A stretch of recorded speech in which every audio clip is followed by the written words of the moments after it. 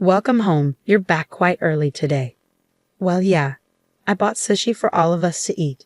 I was surprised just by getting a reply from my husband, who had been ignoring me for over a month. On top of that, he was holding high-quality sushi. Something seemed suspicious. I became more suspicious and secretly swapped my sushi with my mother-in-law's. Oh my, it looks delicious. Let's dig in right away. Come on, eat up. To my surprise, even my mother-in-law started talking to me. There must be something going on. Convinced of this, I pretended to go to the kitchen to make tea, encouraging them to start eating first. Then, from behind the door, I watched their reactions. My mother-in-law, who ate the sushi, started shivering and coughing. Unbelievable words were uttered by them. My name is Susan, 29 years old. I got married to Ryan, whom I met through my father's introduction half a year ago.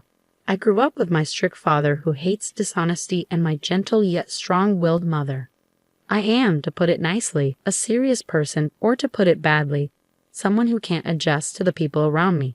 I have few friends, even after becoming an adult. I had no romantic experiences. My worried father introduced me to Ryan, who worked at the company where my father was a department head. My father seemed to have high expectations for Ryan. Ryan's first impression was serious and friendly. He listened intently to my father's stories and also engaged me in conversation, making the atmosphere pleasant. Apparently, Ryan had a good reputation at the company. He was trusted by his superiors and got along well with his colleagues because of his friendly nature. At a drinking party, when my father mentioned he had a daughter, Ryan asked to be introduced, and my father was more than happy to oblige. My father seemed a bit excited, thinking that spring had finally come for his daughter in her late 20s. It was the first time I saw my usually serious and strict father so excited. He must have been worried about my future. I wanted to live up to my father's expectations. I had never met a man who talked to me at my own pace like Ryan. As we talked, I became more and more attracted to him, and after a few dinners together, we started dating. During our relationship, I visited Ryan's family home and met his mother several times. She, like Ryan, was friendly and considerate of my nervousness. I thought if I could marry into this family, and just when I was thinking that, Ryan proposed and we got married. I was so happy at that time, but half a year after our marriage, I couldn't help but regret it. The topic of living together came up as soon as we got married. My mother-in-law, who had lost her husband, seemed to be lonely and appealed to Ryan. At the time, I didn't doubt my mother-in-law and accepted the idea of living together immediately. However, this was the beginning of it all. As soon as we got married, my mother-in-law's attitude changed completely. It was as if her previous behavior was a lie, and she began to see me as an enemy. Susan, why can't you do anything right? Dinner is late, and there's so much food. There's no way we can eat all this. Please think a little. But yesterday you told me to make more dishes. I try my best to make them for you. What are you saying? It's my fault? No, I didn't mean that. Anyway, dinner time is at 6 p.m. Please be punctual from now on. You can't even prepare a proper meal. I never thought that someone like you would become my daughter-in-law. This kind of thing happened almost every day. My mother-in-law's demands changed constantly, and even if I tried to meet them, she complained about something else. It was the same this time. After finishing work and rushing home, I finished preparing dinner at 6 p.m. But my mother-in-law didn't show up at the table until nearly 7 p.m. She complained that the food was cold and that I wasn't considerate enough. Ryan usually came home late due to overtime and social gatherings. As a result, especially on weekday evenings, I had to endure more attacks from my mother-in-law in front of Ryan. My mother-in-law would act a little more restrained. However, that didn't mean she stopped scolding me. Sometimes Ryan would defend me when he saw her behavior, but that was only at first. Gradually, maybe he got tired of it, and one day, Ryan said this to me. Please try to adapt to my mom. I was speechless at his words. How much more do you want me to do? I held back the urge to yell out, I want to adapt to your mother too, but her demands keep changing. Even if I try to adapt, I can't just be flexible. You're an adult. You should be able to handle that much. Ryan coldly dismissed me with those words. The friendly and serious Ryan I knew when we first met was nowhere to be found. The situation was getting worse and worse. Ryan started to side with his mother blatantly. He agreed with her complaints and laughed at me. His mother, on the other hand, directed a triumphant smile at me because her son was on her side. My mother-in-law and Ryan treated me like a maid. On weekends, they would go out together, leaving me with the housework. Or they would go out to eat together, even though I had prepared dinner. There were also times when Ryan brought home takeout just for him and his mother. The only reason I didn't leave their house was that I didn't want to worry my parents. My parents were delighted when I started dating Ryan. At our wedding, my usually serious father cried. I didn't want to disappoint my parents, who had such high hopes for our marriage and sent me off with their blessings. Besides, if something happened between Ryan and me, it would affect my father's reputation. So even though my mother-in-law mistreated me and my husband didn't stand by me, I decided I had to endure it and keep going. My only comfort was my pet cat, John. When I said I wanted to bring John, who I had bought before getting married, my mother-in-law didn't like the idea, but I insisted. Now, I'm really glad I brought him. After getting married, John comforted me countless times. Somehow, I managed to get through each day, until one day, it started suddenly. My mother-in-law and husband started to ignore me. I was puzzled by the sudden change, with no warning or reason, no matter how much. I tried to talk, but I was ignored. Asking for a reason or trying to compromise was all in vain. Even when I tried to talk or did housework, I continued to be ignored. Then, 1 month later, Ryan, who usually comes home around 7 p.m. at the earliest, came home unusually early at around 6 p.m. that day.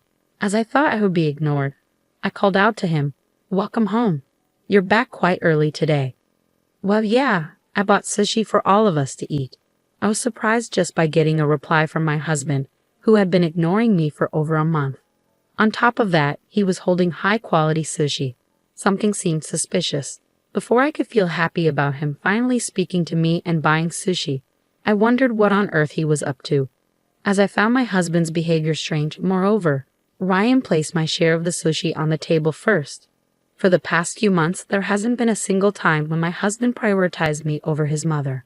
This is definitely suspicious. As my distrust grew, I secretly swapped my sushi with my mother-in-law's.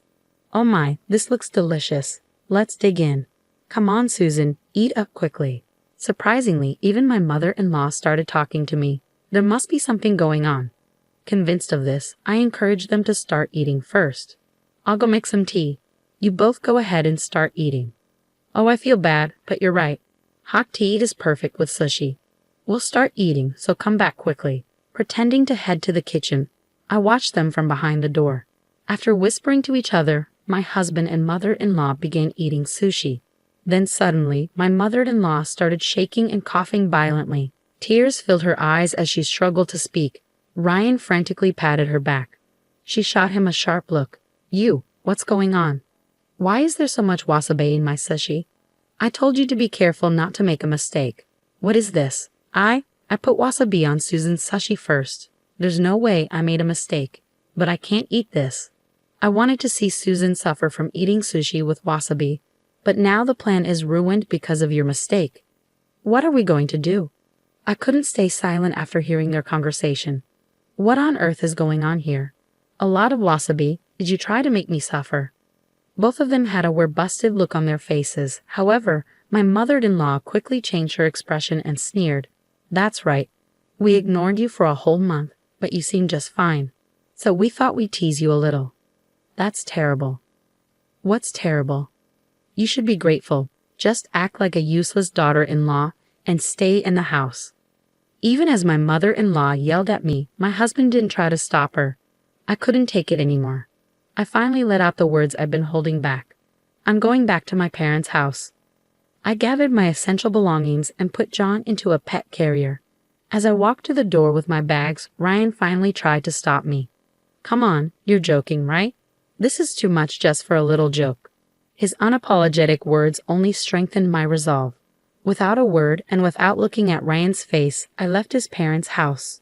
My mother welcomed me back home. At first, she looked surprised to see me return so suddenly, but she quickly let me in. "If you don't want to talk about it, you don't have to. But if you're okay with it, I'm here to listen." I told her everything that had happened since getting married. How my mother-in-law bullied me, how my husband gradually took her side, and how I was treated like a maid. I also told her about a month of being ignored and almost being forced to eat sushi with a huge amount of wasabi. I told her everything and I apologized for causing trouble after she had happily sent me off to get married. I'm sorry, Mom, but I just couldn't take it anymore. It's okay, dear. Your father and I just want you to be happy. We don't want you to be with Ryan if it's causing you so much pain. You've been strong for so long. At my mother's words, the tears I had been holding back began to overflow. My father came home from work, and after hearing the situation from my mother, he bowed his head to me.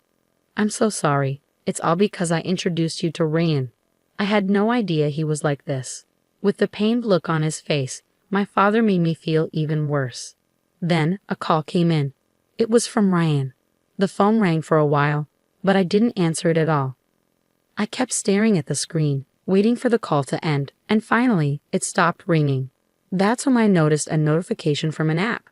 It was the pet monitor app I installed for John. I had set it to send me a reminder at this time to make sure I didn't forget to refill John's water before going to bed. Curious, I opened the app and pressed the button for live streaming. There, my mother-in-law and husband appeared on the screen. What should we do? Susan isn't answering the phone. It's fine, she'll come back eventually. Anyway, what should we do to her next? Ha ha ha. What if she says she wants a divorce? I'll lose my position as the boss's son-in-law. I was able to pass work off to my subordinates because of my position as my boss's son-in-law. I can't afford to lose that now. Boss's son-in-law. Hearing that, I couldn't hold back my anger any longer. My father, who was next to me, felt the same way. He quietly stared at the screen with a look of disbelief, his hands trembling. I immediately sent a message saying, "Let's get a divorce." Several calls came in right after, but I ignored them and went to sleep. That Saturday morning, the doorbell rang early. Oh my, who could it be this early in the morning? I heard my father's voice from the entrance. Following her voice, I heard the voice that had been irritating me. Please let me talk to Susan. She's misunderstanding a lot of things. It was Ryan, since I didn't answer his calls. He came all the way to my house. Not wanting to cause my mother any more trouble, I went to the front door. I sent a sharp glare at my husband and spoke coldly. What do you want, Susan? Why didn't you answer the phone? I was worried about you. Worried? You teamed up with your mother to make fun of me, ignored me for a month, and then tried to make me eat sushi with a huge amount of wasabi. At my accusation, Ryan was at a loss for words. I started to close the front door on him. I'll bring the divorce papers as soon as they're ready. I have nothing more to say to you, so please leave now. Wait, are you serious? You've never been in a relationship with anyone else, right? If we get divorced, you'll never be able to marry again. Are you okay with being alone for the rest of your life? Ryan's words only fueled my anger. I played the recording of the pet monitor footage I had saved last night. My husband Ryan was clearly upset after seeing the video. I said to him, "You don't want a divorce just to protect your own position, right? You don't even think of me as your wife. I'd rather be single than be with someone who doesn't care about me and abuses their power to oppress others." I showed a determined attitude. My mother nodded firmly at me, and then I heard my father's voice from behind. "She's right, Ryan. After seeing that video with my daughter, I asked around at the company. It seems you were using your position as my son-in-law to not only push work onto your subordinates, but also make them do unnecessary chores, acting like a king. I guess I still have a lot to learn about judging people." "Please wait, father-in-law. This is not what it looks like. It's my mother.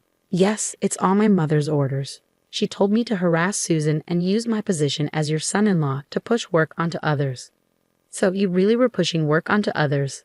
I was not only angry but also appalled that Ryan was trying to blame his mother for everything and exposing his own wrongdoings. Ryan looked at me with pleading eyes, but I exaggeratedly turned my head away. At that moment, I heard another annoying voice. "Ryan, I came to help you." It seemed that my mother-in-law had come to help Ryan, but by that time, Ryan had already betrayed his mother. He pointed at her and said, "It's all her doing." My mother-in-law looked confused. "What do you mean, Ryan? I came here to be on your side. Are you trying to make me the bad guy?" "You are the bad guy. It's all your fault, Mom.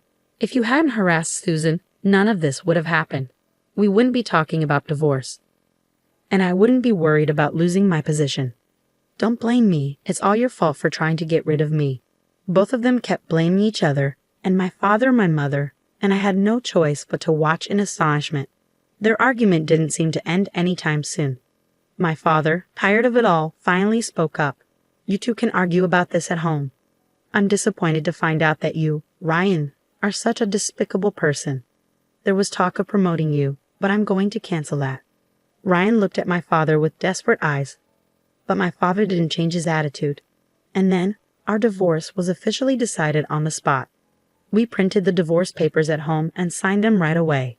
Ryan's misdeeds at work and his divorce from me, the boss's daughter, became well known, and he felt so uncomfortable that he offered to resign. He's been trying to find a new job.